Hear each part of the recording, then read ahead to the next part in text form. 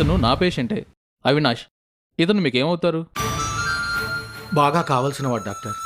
ఒక డాక్టర్గా ఒక పేషెంట్ వివరాలు ఇంకొకరికి చెప్పకూడదు, కానీ మీరు కూడా ఒక డాక్టర్ కాబట్టి చెప్తాను. ఇతను చావుకు దగ్గరలో ఉన్నాడు. ఇంకెంతో కాలం బ్రతకడు.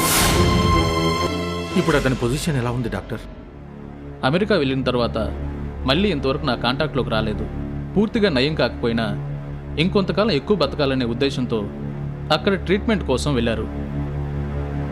కానీ ఛాన్సెస్ చాలా తక్కువ.